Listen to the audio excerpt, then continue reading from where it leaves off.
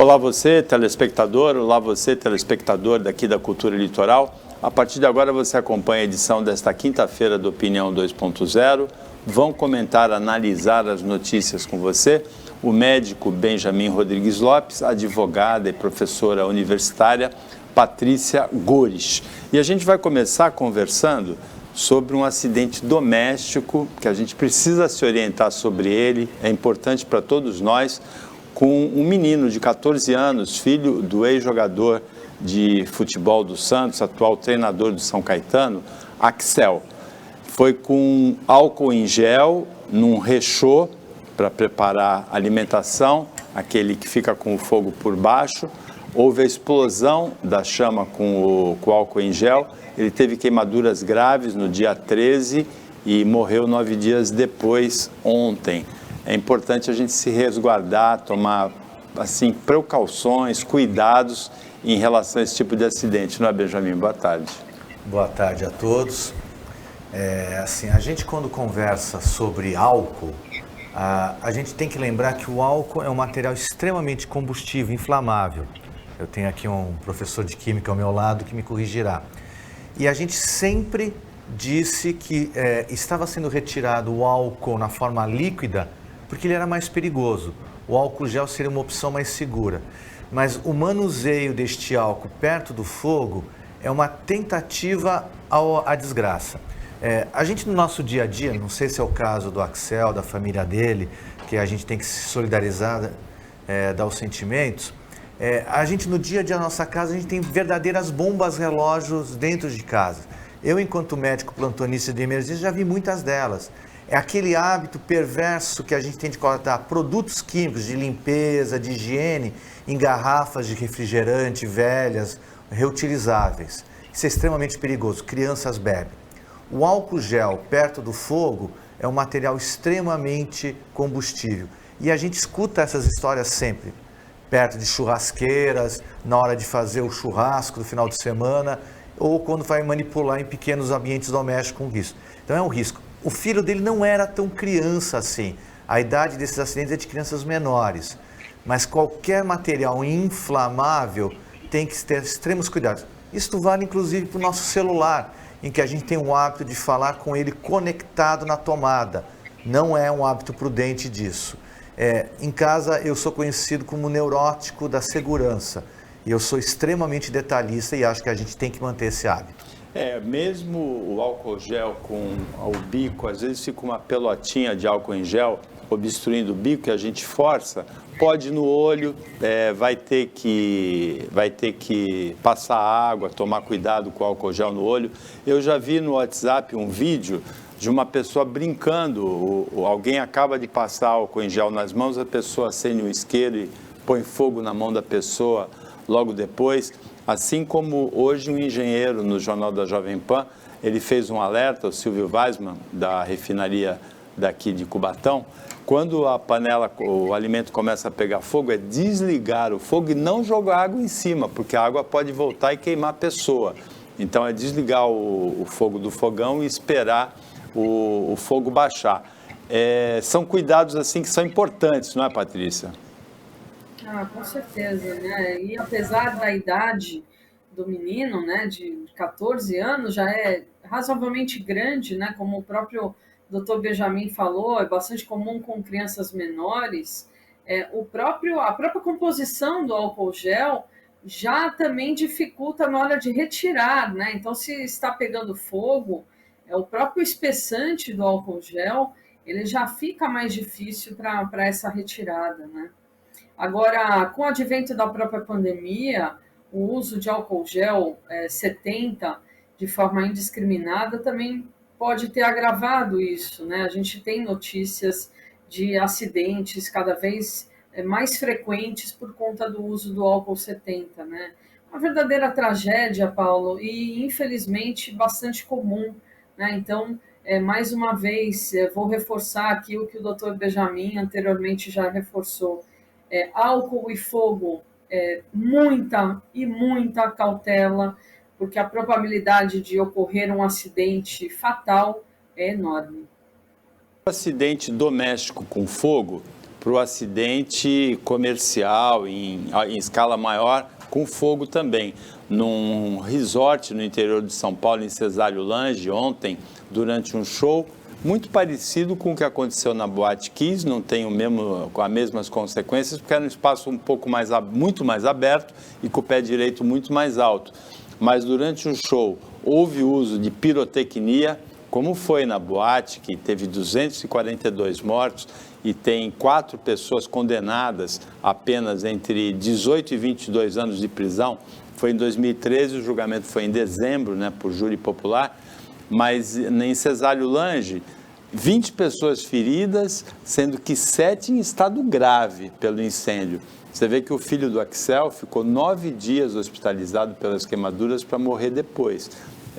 A gente torce para que não tenha nenhuma vítima fatal nesse resort aí. Mas o que me chama a atenção, Paulo, assim, eu esqueci de comentar na pauta do álcool gel. Álcool gel para ser usado na rua. Em casa, a higiene é água e sabão. Porque o álcool gruda na pele. Eu como atendo pessoas, eu entro em uma consulta, eu passo o álcool gel e a mão vai ficando grudada. Isso predispõe à infecção, à inflamação, a estouro, a queimadura. Mas o que eu queria chamar a atenção é assim, gente, a gente não consegue aprender com os erros. A Boate Kiss foi uma desgraça. A gente pode dizer que não existe pena o suficiente para quem fez aquele ato. Até porque não teve a intenção de matar, mas matou. Passam-se alguns anos, toda a publicidade foi dada e a gente novamente faz uso de pirotecnia em shows de música. Errar é humano, persistir no erro é burrice. Eu não conheço o detalhe do caso de Cesário Lange, mas assim, não dá, não se mistura. A gente tem que aprender a lidar com o fogo com prudência. A minha avó, talvez a avó do Paulo também falava isso, criança que mexe com fogo faz xixi na cama. Era uma brincadeira terrível, mas que é isso? A gente escuta, a gente vê e a gente repete. Lamentável. A minha opinião é que não dá para aceitar pirotecnia em nenhum ambiente fechado. O Benjamin tem razão. Pirotecnia em ambiente fechado provocou a tragédia em Santa Maria, no Rio Grande do Sul, há 9 anos atrás, exatos 9 anos atrás, né? No princípio do ano de 2013, e o erro repetido, né, nesse resort aí, uma banda tocando, por sorte não eram tantas pessoas, o lugar não era tão fechado, mas as imagens são impressionantes, né? Patrícia. Paulo, e assim, o que mais me choca é que esse resort é um resort 5 estrelas, caríssimo, né, a sua diária, e o que mais me chocou foi justamente o retorno desse resort para o público, ao explicar o que aconteceu e falar assim, olha, as pessoas que estão feridas e internadas eram funcionárias do resort e da banda, não tem nenhum hóspede entre eles, como se fosse, né, fazer alguma diferença, Paulo.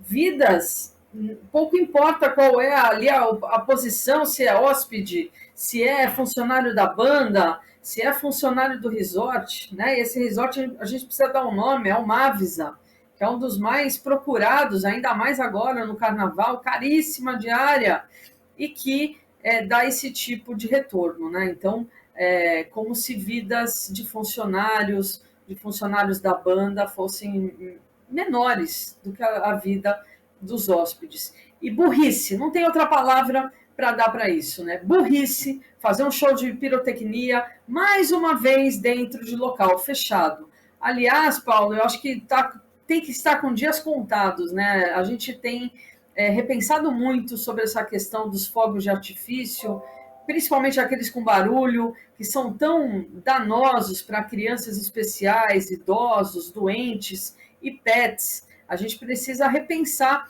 porque a gente está cometendo os mesmos erros, pessoas estão morrendo, pessoas estão adoecendo, pets estão morrendo, fugindo, enfim. Eu acho que a gente tem que parar de só lamentar os erros, as tragédias que ocorrem e mudar as nossas atitudes. Santos tentou uma lei proibindo fogos de artifício, né, por causa dos animais e das pessoas que ficam incomodadas, mas essa legislação precisa ser federal. Tem uma notícia muito interessante de ser analisada. Foi destruída ontem uma carga de 20 mil orquídeas de Taiwan, que chegaram as 20 mil orquídeas no Porto de Santos. Elas tinham uma bactéria que não existe no Brasil, que apodrece as plantas. Então elas foram isoladas e foram incineradas em Suzano ontem. Já tinha tido uma carga de 50 mil orquídeas com a mesma bactéria que foi devolvida alguns meses antes, no ano passado. Isso mostra a vigilância sanitária do Ministério da Agricultura, né, Vigiagro, atenta. Agora também levanta uma suspeita. Será que alguma carga dessa passou, Benjamin? Foram duas, né? A gente pode encarar o copo meio cheio ou meio vazio, né? Exatamente. Eu vou começar com o meio cheio. Num país em que a gente questiona sempre que o nosso governo não dá o retorno dos impostos, essa é uma notícia extremamente positiva. A vigilância funcionou. Só para vocês entenderem como funciona isso, qualquer material agrícola importado, ele vai para uma quarentena. Esta quarentena é feita num depósito oficial. Durante o período de quarentena, são retiradas amostras para procurar bactérias, pragas não existentes no Brasil. O importador, ele tem uma opção de retirar essa carga e guardar ele mesmo, porque o custo é muito alto. Quem teve um carro apreendido e for para o pátio, sabe como é caro esse custo. Foi isso que aconteceu. Esse produto ficou guardado e foi constatada a presença da bactéria. A partir daí, o importador tem duas opções. Ou ele devolve para a origem, ou ele destrói. É mais barato destruir. Então, temos que aplaudir todos os técnicos do Ministério da Agricultura, da Vigilância, que agiram rapidamente. Isso também mostra, Paulo, algo que a gente sempre fala. Vivemos, graças a Deus, numa cidade maravilhosa. Santos é bela. Mas Santos é uma cidade portas abertas para o mundo. É pelo Porto de Santos que, historicamente, grandes doenças entraram. Febre amarela, malária, AIDS na década de 90. Recentemente, o sarampo retornando. O próprio Covid, a gente vê todos os navios de turismo que param em Santos com dezenas e às vezes centenas de contaminados. Por isso, e aí eu vou fazer o link com uma das notícias que a gente discute essa semana. Por isso que a autoridade portuária tem que ser uma autoridade isenta. Não pode ir para a iniciativa privada. Tem que ser um órgão de governo. A vigilância, e eu vou parafrasear um presidente americano, o preço da democracia é a eterna vigilância. O preço da saúde pública é a eterna vigilância, para que a gente não corra o risco de ter o copo meio vazio, como o Paulo questionou. Será que nunca passa? Patrícia, essa bactéria pelo menos não entrou, né? Essa não, né? É a questão de segurança sanitária, né? Como o próprio Benjamin já falou. Mas é importante a gente fazer a reflexão de quanto que se entra, por exemplo, pelo aeroporto de Guarulhos, né? A gente não precisa pensar em grandes cargas. Basta uma mala com um alimento contaminado, né? Com animais vivos que são trazidos em malas, né? Quem tem a oportunidade de assistir aquele programa de TV Aeroporto sabe muito bem o que eu estou falando, né? E que às vezes passa incólume pelo raio-x, né? E as pessoas acabam entrando com essas cargas vivas e trazendo aí um verdadeiro arsenal de bioterrorismo, né? Eu acho que a grande guerra, Paulo, futura, pode passar justamente pelo bioterrorismo, né? Porque ela é muito mais letal, muitas vezes, do que grandes armas. Então, esse cuidado é pouco, né? Então, todo cuidado é pouco. Parabéns para quem fiscalizou e fiscalizou direito, mas eu acho que precisamos melhorar, né? Então, eu digo isso porque, de uma forma contumaz, né, por conta de uma questão particular, que meu marido mora na Argentina, eu sempre passo pelo aeroporto de Guarulhos e poucas vezes a minha mala é inspecionada, né? E, coincidentemente, essa madrugada, o meu marido chegou da Argentina e ele teve a mala inspecionada, né, para verificar justamente a presença ou não de alimentos. E muitas pessoas acabam trazendo alimentos sem estar na embalagem adequada, né, sem a garantia da segurança sanitária do país de origem. Então, pelo jeito, estão trabalhando, né, essa semana de uma forma muito boa e a gente tem que elogiar, mas sempre de olho, porque eu passei já algumas vezes pela fronteira seca, pela estrada e sem qualquer parada, inclusive com relação à Covid. Né? Poucos pedem a carteira de vacinação, Paulo. Terminar esse primeiro bloco com uma imagem bonita, se a produção tiver, que é dos raios anticrepusculares, um fenômeno que acontece uma vez por ano, nessa época, ou um pouquinho mais do que uma vez por ano, só nessa época, em Itanhaém, olha que beleza, e que foi captado por um fotógrafo de 27 anos. Há 6 anos atrás, ele captou pela primeira vez, e nessa segunda-feira ele captou de novo esse fenômeno, que deixou maravilhados os moradores de Itanhaém, essas luzes anticrepusculares, ante o pôr do sol. Opinião 2.0 volta depois do intervalo, bem rapidinho.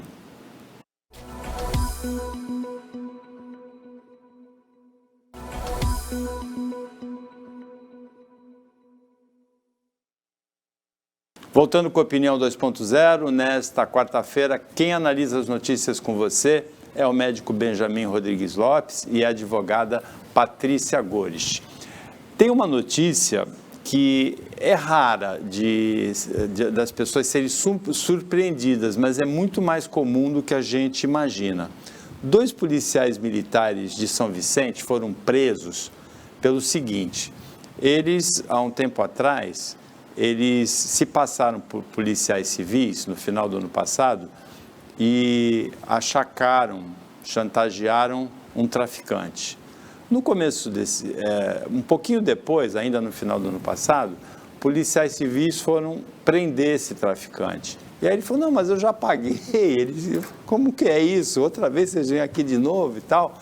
Aí checaram as imagens do prédio, das câmeras de segurança, e descobriram que eram 3 policiais militares. 2 foram presos, um ainda não foi preso. A investigação mostrou que eles fizeram alguns assaltos, alguns roubos também em adegas, Benjamin. Eu vou reclamar que assim, eu só pego as pautas bombas. A ponte de Asgard, dos raios anticrepusculares, que são lindos, eu não comento. Mas tudo bem, a gente passa nisso. Mas que são lindos, são lindos. Né? Para nós que somos homens apaixonados, eu pela minha esposa, fica mais bonito ainda. Agora, brincadeiras à parte, eu poderia começar dizendo que eles foram presos por bitributação, cobraram 2 vezes, mas não. Os policiais civis verdadeiros fizeram o trabalho correto. E a gente, pegando o gancho do que a Patrícia falou, nós temos que mudar nosso comportamento. Tem coisas que viravam piadas. O policial que pegava um por fora era algo comum há alguns anos atrás. A pessoa que empinava a pipa com o cerol era algo comum alguns anos atrás.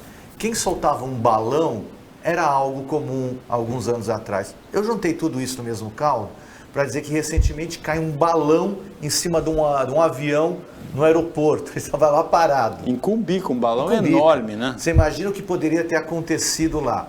Há poucos dias, um motorista de moto, motociclista, quase foi decepado por uma linha de cerol.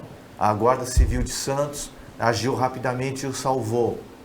E aqui nós estamos vendo o pior tipo de bandido, que é o bandido que é pago para nos proteger.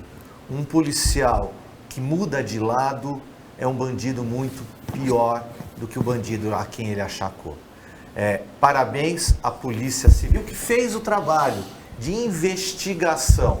Ele poderia ter só preso o traficante. Não, ele voltou atrás e descobriu quem estava roubando o ladrão. E no Brasil, nós temos que torcer para que ladrão que rouba ladrão não tenha 100 anos de perdão. Patrícia?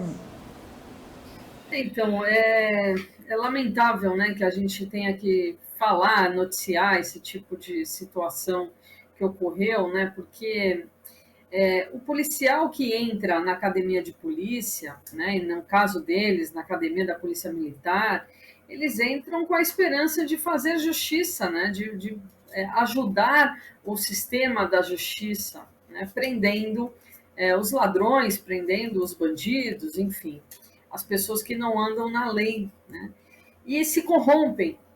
Então, a reflexão que a gente tem que fazer é o sistema que é corrompido, né?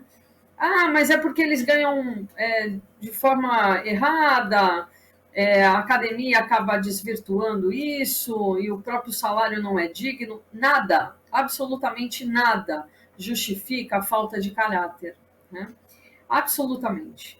Então, a gente não pode mais normalizar, como o Benjamin falou, os grandes erros do passado.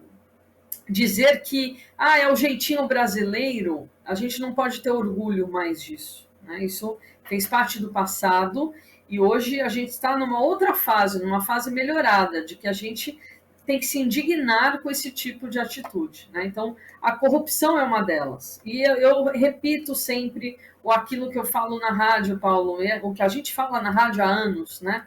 Não basta só criticar os políticos de Brasília. Os nossos atos no nosso dia a dia, que a gente normalizava antigamente, do tipo receber o troco da padaria errado e não devolver, achar o dinheiro na rua e não procurar quem é o dono do dinheiro, achar uma carteira e não procurar, né? Furar a fila da balsa do Guarujá, achar que tudo isso é engraçado e tudo isso faz parte da esperteza brasileira, né?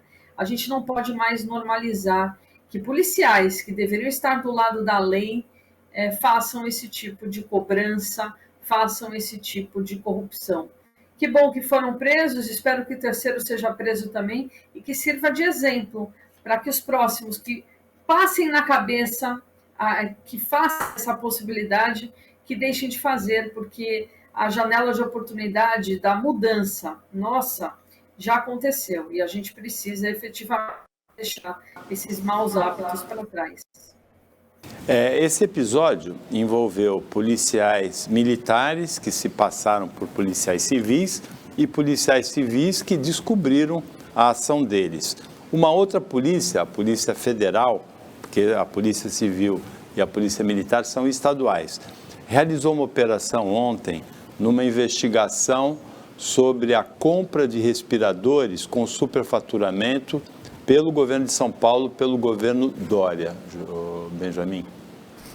Eu tenho alguns problemas, e aí eu vou pegar o que a Patrícia comentou sobre os políticos de Brasília. Aqui é uma matéria que não é de Brasília, é de São Paulo.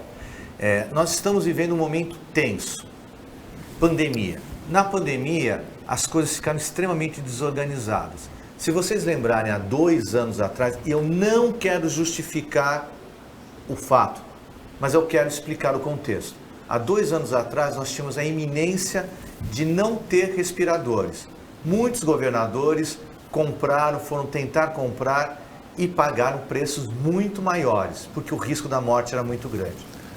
Este fato me mostra o seguinte: a Polícia Federal está investigando a compra de respiradores superfaturados. Há uma ligação ao governo do estado. Essa ligação não é ainda ao governador. Vamos ver quais serão as providências. O que o jornal diz é a desqualificação do ato da Polícia Federal. Não. Pau que bate em Chico, bate em Francisco. Polícia Federal investiga da direita à esquerda. É ótimo que seja assim. Não é bom que ocorra a espetacularização do ato. É uma investigação. Nós vamos ver o que vai acontecer. Eu sou muito amigo de uma ex-prefeita que também foi investigada. Houve uma busca e apreensão na casa dela e não encontraram absolutamente nada. No dia da busca, manchete em todos os jornais. No dia que saiu que ela não encontraram nada, nenhuma notícia. Vamos esperar cenas dos próximos capítulos. Mas isso é muito bom que aconteça para que as pessoas pensem 2 vezes antes de acusar o outro. Hoje, Paulo, Patrícia, na política, o prefeito, o governador, tem muito medo de tomar medidas. As leis impedem de maneira correta ou até exagerada compra de materiais, as licitações são demoradas. no momento de uma crise sanitária, passos são tomados indevidamente. Vamos observar. Muitas compras foram feitas sem licitação nessa época, pelo aspecto emergencial, e um governador, pelo menos do Rio de Janeiro, caiu em função dessas compras, não foi, Patrícia? Foi, né, Paulo? E eu acho que houve uma precipitação. Na verdade, ninguém sabia muito, né? Eu acho que até hoje ninguém sabe muito sobre o próprio coronavírus, né?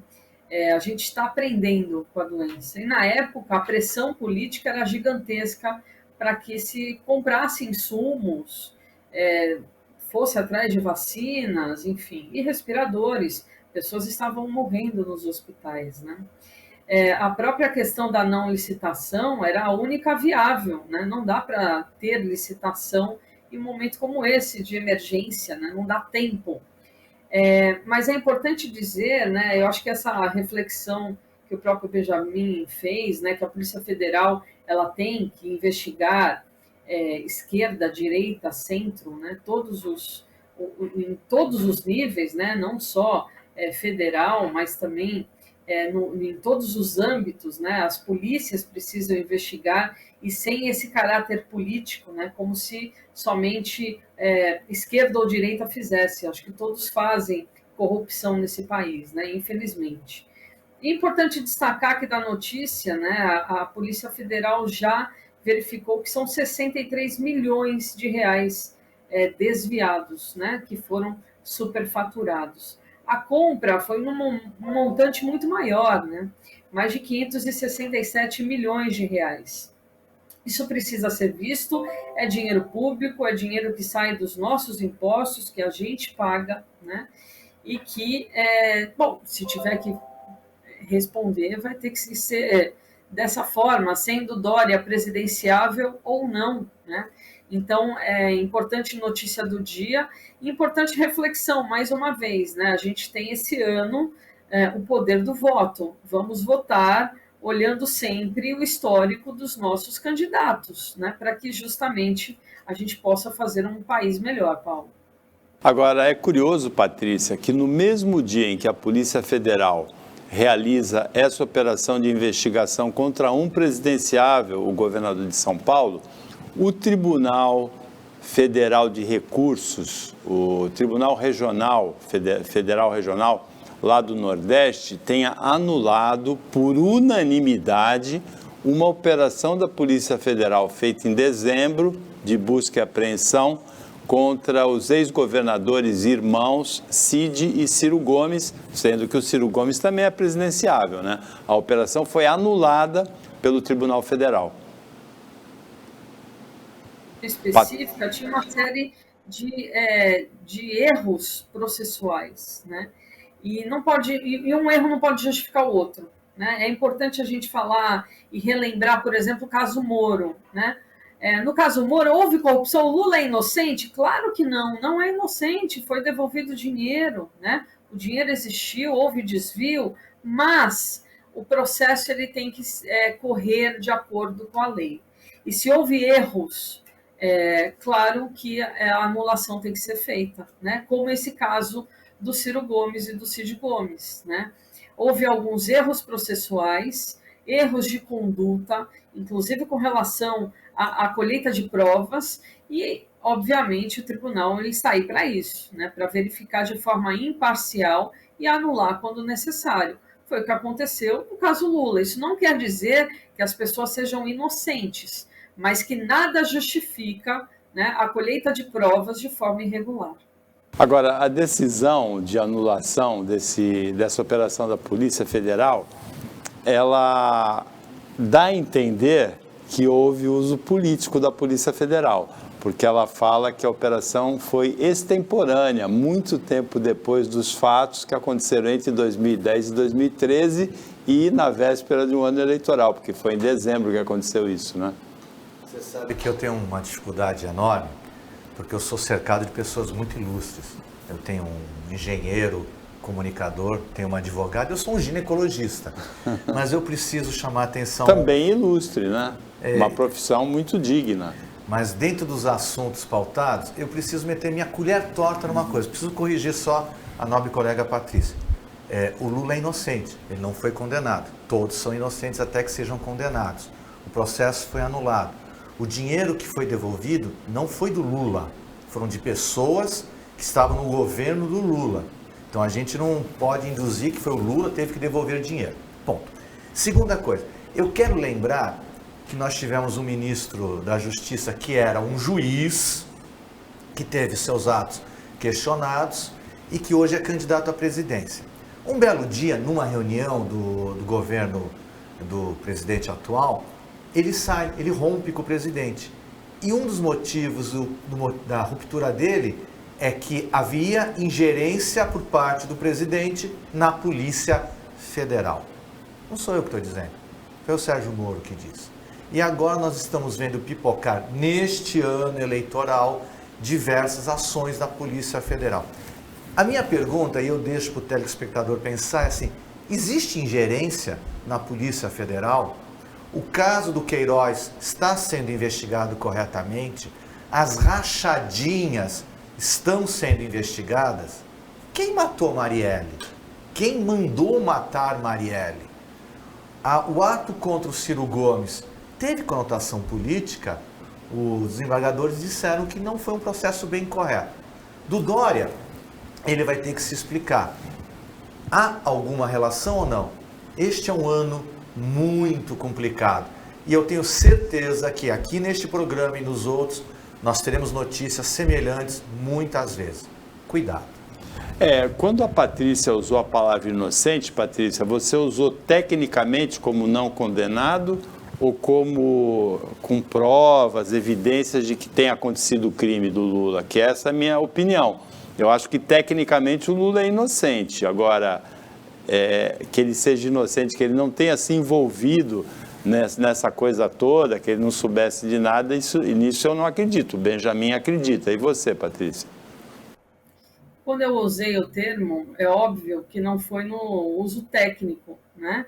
Foi para justamente mostrar para a população que houve o desvio, né? Houve devolução, o dinheiro existiu, houve o desvio, e é muito difícil ele não ter sabido de nada, né? Completamente, ele era o presidente da República, com ligações muito íntimas com todas as pessoas envolvidas. Então, é realmente muito difícil ele ser considerado inocente, até porque as provas foram lidas de forma exaustiva pelo próprio Tribunal Federal, né? Então, isso está muito claro com relação a isso. Então, tecnicamente, ele é inocente, mas, na verdade, por erro processual, né? Erro processual, ele não foi condenado. Se tivermos tempo para isso, ele será devidamente condenado. Erro processual que apareceu muito tempo depois na decisão do Fachin, porque, na verdade, os processos do Lula passaram pelo Moro, passaram pelo Tribunal Regional Federal e passaram pelo STJ também. Em alguns casos as condenações foram reduzidas, em outros até majoradas. E depois disso que no Supremo o ministro Edson Fachin e depois o plenário ou uma turma, decidiram que o foro não era Curitiba, não é? Eu acho que foi o plenário. Foi o plenário. Primeiro o Fachin, né, em decisão monocrática, e depois o plenário.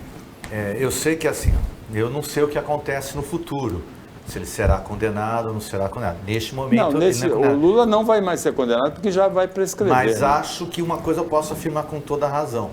O juiz que julgou errado é incompetente. Na verdade, não é que o juiz tenha julgado errado, foi considerado que ele não poderia ser juiz, não é? A decisão é essa, né? Que não deveria ter sido julgado por ele. Agora, foi bastante tempo depois.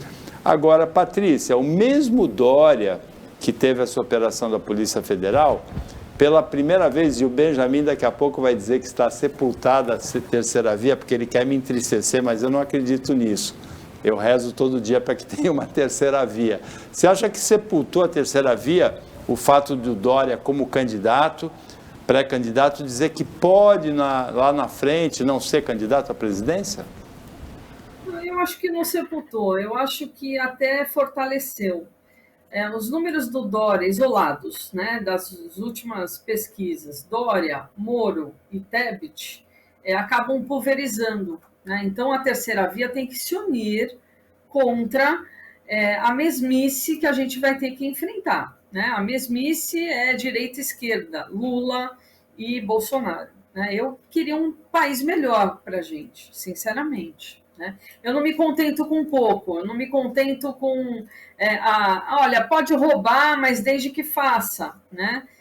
Porque de esquerda e tudo bem, tá tudo certo, ou de direita e tá tudo bem, tá tudo certo. Não, eu queria efetivamente uma terceira via que não se unisse, né, a Centrão, né, que tentasse de alguma forma conduzir esse país pensando no bem comum.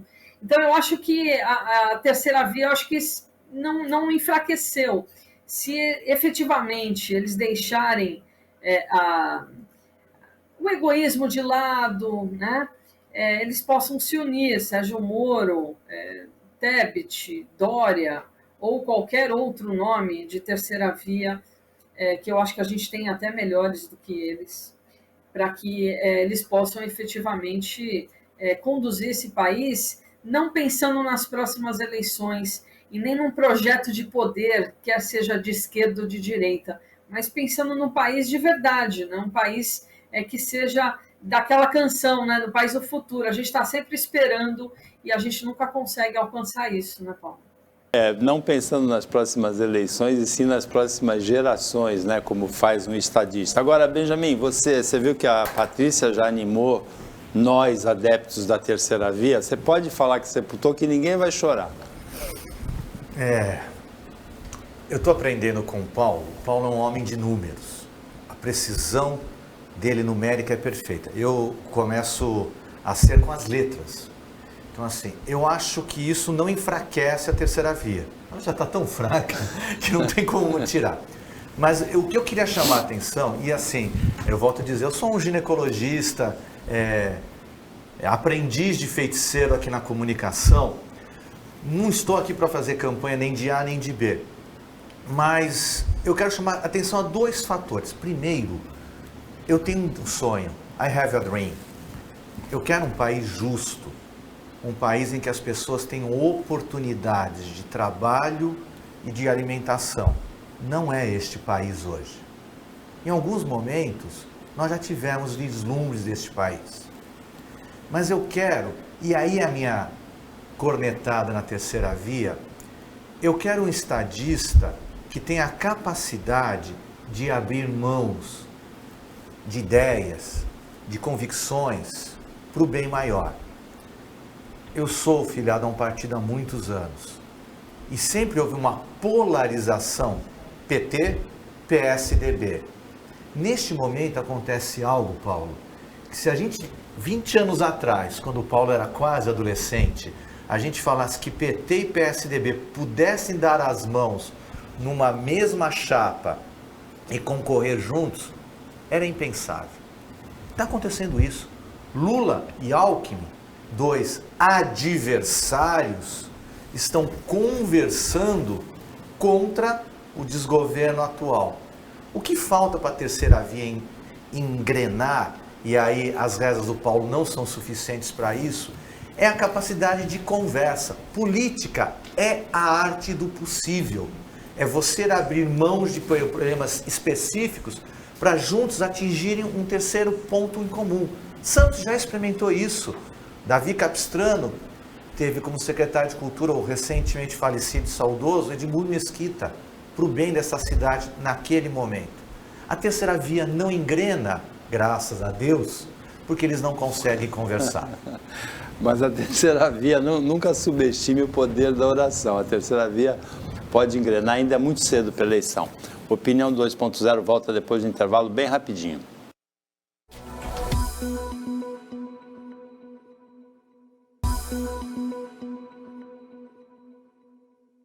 Voltando com a Opinião 2.0, agora é o último bloco. Hoje, nessa quarta-feira, Benjamin Rodrigues Lopes, médico, Patrícia Gorich, advogada, professora universitária, analisam as notícias com você. Nós comentamos a declaração de ontem do governador João Dória. Vamos acompanhar o que ele falou direitinho. Vou colocar o meu projeto pessoal à frente daquilo que sempre foi a índole que me fez ter orgulho de ser brasileiro. O meu país, o povo do meu país é mais importante do que eu mesmo. Portanto, se chegar lá adiante, e lá adiante eu tiver que oferecer o meu apoio para que o Brasil não tenha mais essa dicotomia, triste dicotomia do pesadelo de ter Lula ou Bolsonaro, eu estarei ao lado daquele e de quantos forem os que serão capacitados para oferecer uma condição melhor para o Brasil. Patrícia. Eu acho que ele deixou claro que os números pesaram, né? As últimas pesquisas pesaram para ele. Mas eu também acho que a frase que ele usou, eu nem tinha visto esse vídeo, eu acho muito triste a gente pensar que a gente só teria essas duas opções, né? Lula e Bolsonaro. Eu acho que o nosso país merecia mais, e eu ainda tenho esperança nessa terceira via. Ainda também não sei desses três aí quais seriam os mais indicados, né? Confesso que esse ano, para mim, está sendo um ano bastante difícil para tentar decidir, né, o que é o melhor para o Brasil. A gente tem poucos nomes. Existe uma apatia também da população diante de tudo que aconteceu nesse atual governo terrível do Bolsonaro, né? Mas eu acho que a gente tem que ter esperança e encontrar realmente um estadista, né? E o Benjamin trouxe uma lembrança muito boa do Davi Capistrano, né? Que era um homem à frente do seu tempo e que, infelizmente, a gente perdeu ele há muitos anos atrás, né? Ele faleceu, mas deixou um legado na saúde pública gigantesco e que a cidade de Santos ainda usa esse legado dele até hoje, né?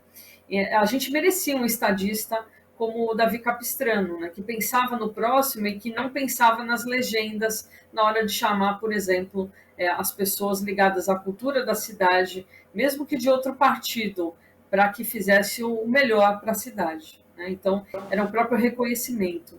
A união de Alckmin e Lula, não sei se vai casar. Sinceramente, eu acho bastante complicada essa união. É o poder pelo poder. Eu enxergo dessa forma, Paulo. Agora, eu também tenho essa esperança, viu, Benjamin? Mas a esperança, como diz o Mário Sérgio Cortella, filósofo, a esperança não do verbo esperar, ficar quieto esperando, a esperança do verbo esperançar, ou seja, atuar na direção da concretização dela. Eu só não entendi direito. A esperança que você tem que o Lula que a gente e não Alckmin se juntem? Não, que a gente não tem essa dicotomia, como disse o Dória, horrorosa, né? De ser o Lula que a gente já teve por 8 anos e o Bolsonaro que a gente está tendo pelo 4º ano, né? Eu ia querer me atentar à imagem, e se vocês colocarem a imagem do Dória novamente na tela, como médico eu sou muito treinado para ler gestos, olhos, expressões. É de alguém que jogou a toalha. Assim, o Dória era energia, ele é um comunicador, a face dele está tensa, cansada, ele praticamente ali ele sepulta, não a terceira via, essa não é o meu comentário, mas sepulta a candidatura dele. O candidato é muito parecido, e o Paulo é um homem de esporte, sabe que é igual ao treinador. Você não pode chegar para o teu time e falar, olha, nós não vamos ganhar, mas a gente vai tentar. Não, a gente vai ganhar, a gente vai disputar até o último momento. Não é o que ele fala ali. Mas o Dória, ele tem uma responsabilidade que a história vai cobrar dele.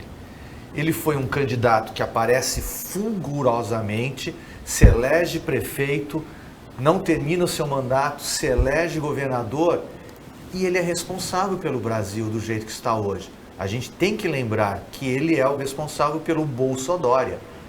Ele se conectou, ele escolheu mal.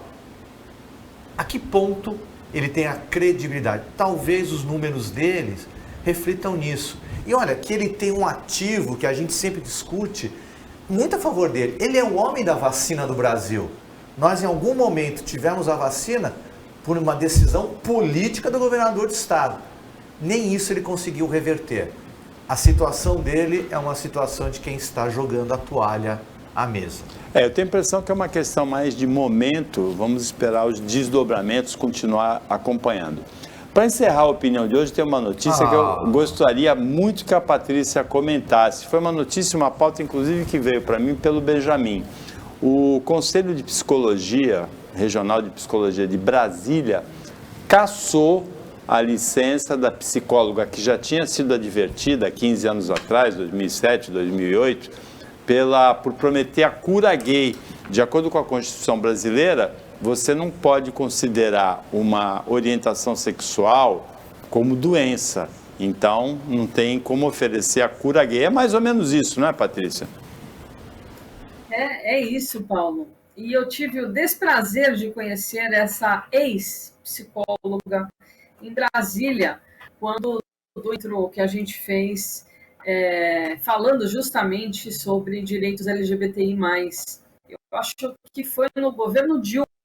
Estamos lá no Senado Federal, no auditório do Senado, quando essa então psicóloga entrou aos berros, interrompendo o nosso evento, de uma forma tirana, falando que as pessoas que estavam ali eram doentes e que precisavam ser tratadas, né?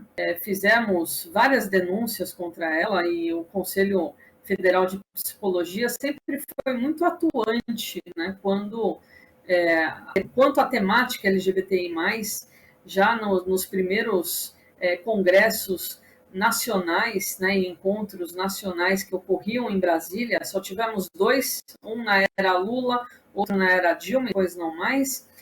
O Conselho Federal de Psicologia sempre esteve presente. E, de forma rara, porque esse é um posicionamento raro do próprio Conselho, eles decidiram por cassar, então, o registro dela, né? Pelo bem de toda uma classe, pelo bem das pessoas, né? Quantas pessoas não são vitimadas por conta desse tipo de tratamento? A Alemanha nazista fazia isso, né? E se a gente for olhar, eu dou aula no curso de psicologia, eu falo de direitos humanos, e uma das passagens, quando eu falo de direitos LGBTI+, eu mostro justamente a carta de Freud a uma mãe desesperada, que seu filho já tinha traços, né, de homossexual, e o Freud dá uma verdadeira aula numa carta, né, uma aula de amor ao seu filho, e que ninguém está doente por amar, né?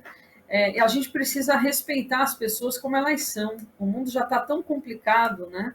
Tratar uma pessoa como se ela fosse doente, né, é muito vil, é muito pesado, é muito complicado isso. Muitas pessoas acabam fugindo desses tratamentos, pseudo-tratamento, e elas acabam se suicidando, Paulo. Então, a gente teve muitos relatos, né?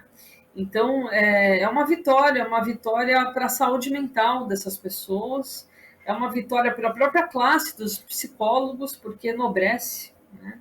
A gente não precisa ter esse tipo de profissional típico de charlatanismo, que vende algo que não existe. Não existe cura para algo que sequer é doença. Benjamin. Rapidamente, eu gostaria de comentar o que a Patrícia falou, que é verdade. As primeiras experiências com cura gay, aspas, aspas, aspas, é feita por médicos nazistas nos campos de concentração, com extirpação de testículos, com implante de testículos de judeus. E curioso que um desses médicos responsável por essas atrocidades escapou da Alemanha nazista e passou por Brasil, por Santos e Argentina. É coisa de nazista. Que pena que esta psicóloga, que também é missionária, filiada a uma igreja, não seja afastada dessa igreja. Os psicólogos estão de parabéns, fizeram o certo. A igreja dessa missionária não está de parabéns. Com isso chegamos ao final do Opinião 2.0 desta quarta-feira, agradecendo ao Benjamin Rodrigues Lopes, à Patrícia Goris, a participação como comentaristas, agradecendo ao trabalho da equipe técnica e de jornalismo do Sistema Costa Norte, esperto, antenada, e agradecendo a você que acompanha a gente mais essa edição. Até amanhã, nesse mesmo horário de 15 para as 2 da tarde ou de meia-noite na reapresentação, ainda hoje, e uma ótima quarta-feira para você, que você merece.